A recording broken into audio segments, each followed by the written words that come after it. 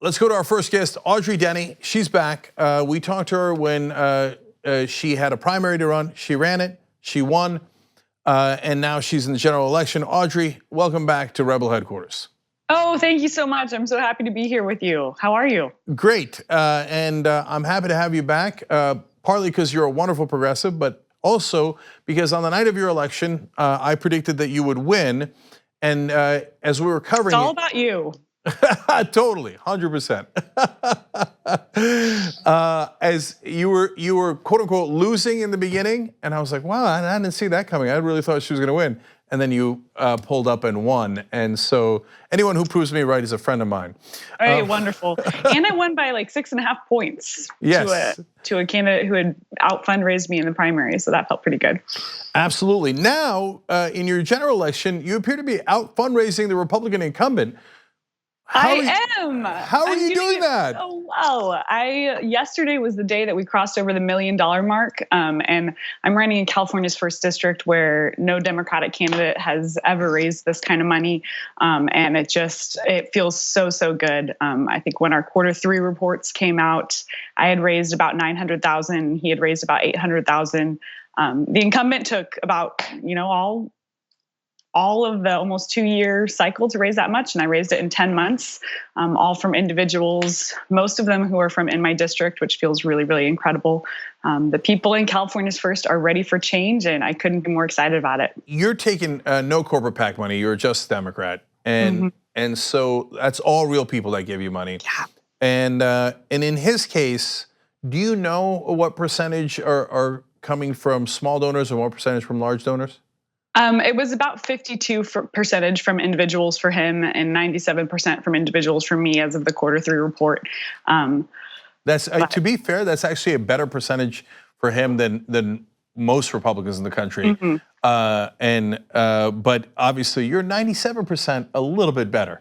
Yeah, that's a high A. Oh, look there it is. Yeah, look at that, we're prepared. Yeah, my campaign manager is the best. Now let's talk about your policies. Now that is traditionally a red district. Now you pulled off upsets before and you're in a position to do it again. So how do you appeal to the voters in that district while still being an uncorrupted progressive? Yeah. I'm a pretty unique candidate. I was a registered Republican for 10 years. I grew up on a conservative family farm, and so I really understand that viewpoint and have a lot of empathy for people with that viewpoint. And so when I'm able to have conversations directly with voters or even in speeches, I can understand their perspective and really ask questions and suspend judgment to listen to the answer, which allows me to really see all sides of the story and allows me to help position the things that we're fighting for in a way that anyone can understand them, because they really are these shared common American values, right? Everybody wants healthcare. Everybody wants a good education for their kids. Everybody wants to take care of veterans and safe infrastructure. It's just it's making sure that we're talking about all of the issues in a way that everyone can understand and hear. And I've seen your ads where you've got former Republicans or current Republicans talking about how they're going to vote for you, a Democrat, for the first time in their lives, et cetera. So what is it about La Malfa that's turning some of those Republicans off in that district? Yeah. The thing that I hear time and time again is that they don't feel like they represent him, or he represents them. They really feel like he has been bought and paid for, like so many politicians in Washington. It's to the tune of over $1.3 million in his tenure.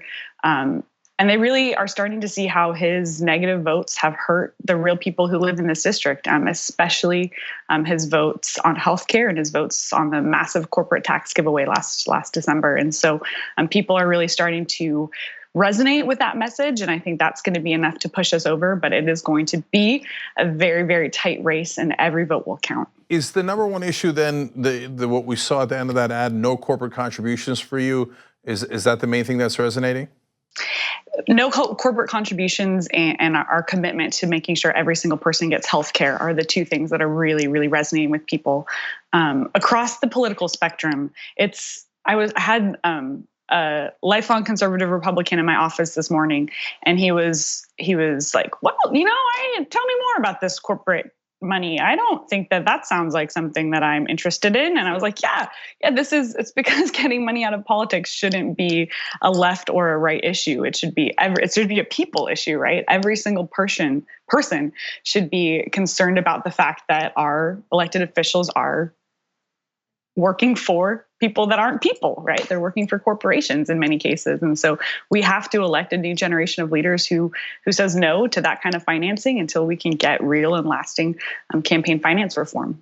So it says in your website that you're for a whole child approach. What does that mean? Yeah. So I want to make sure that our schools are places where we're teaching all aspects of the child and helping them become productive, engaged citizens in our democracy. So much of education right now is stifling because we're trying to teach kids to the test, and teachers are winding up doing so much paperwork that they don't actually have time to be creative and individualize content for certain students. And when we give teachers the flexibility that they need to do their jobs really well, and then we compensate them well, we get amazing outcomes. And so, especially up here in my really rural, really poor district, my teachers are on the front lines of fighting against generational poverty and trying to be early interveners into families that have been plagued with addiction for generations. And so we have to make sure that they have the resources that they need to be successful, and that our funding structures for our schools are set up for them. There's so many things to discuss in terms of your policies, and we talked about it last time you were on too, about the crippling student debt, and you already mentioned healthcare, et cetera. But I wanted to talk a little bit about farming, because I know that it's particular to your district. So did they attack you for not being a farmer or something when you actually were a farmer? I don't remember that. I mean, I think they also I read that somewhere, but maybe I'm wrong. Yeah, I don't read the Facebook comments, so they probably okay. did. But I grew up on a family farm, and my family actually lost our farm in 2010 to foreclosure. And so I can really, really empathize with multi-generational family farmers in my area who are struggling, right? And who are having a real hard time making it pencil. The USDA released a study that says 2018 is going to be the lowest for farm income across the country in 12 years. And the tariffs that the president has instituted, is that the word, have already started to have really negative effects on my farmers and my communities and our communities at large. I mean, just almonds, which is what we call almonds in my part of the world, in one of my counties, in Tehama County, is almost $200 million a year in that commodity, right? And that's just one of my counties. And so the negative effects of those tariffs are going to be felt by the farmers, the farm workers, and all the way down to the community members, because those dollars won't be invested back in our communities. So Audrey, one last thing. You know, a lot of the people working full-time jobs in your district, as well as many districts, live below the poverty line. Mm-hmm. And that's a shame for the whole country. We should all be embarrassed about that. So what is LaMalfa's proposal for fixing that, and what is your proposal for fixing that?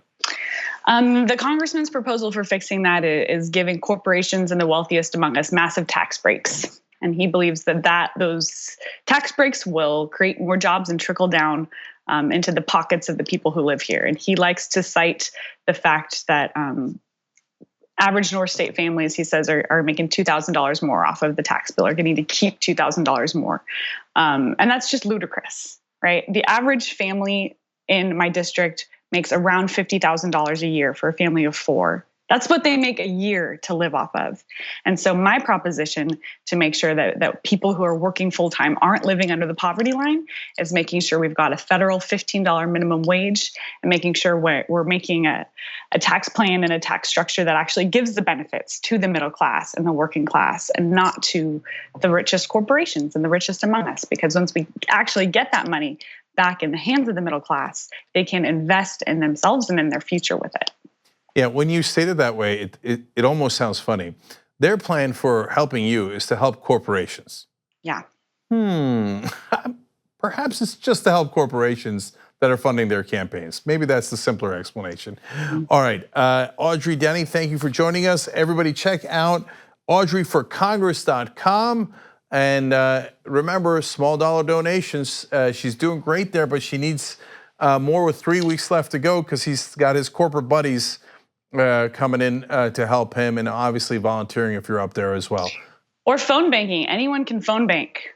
We need help reaching our really rural areas, and I'd love anyone to jump on audreyforcongress.com/call if they wanted to phone bank ever. Excellent. Audrey Denney, strong as always. Thank you. Pleasure.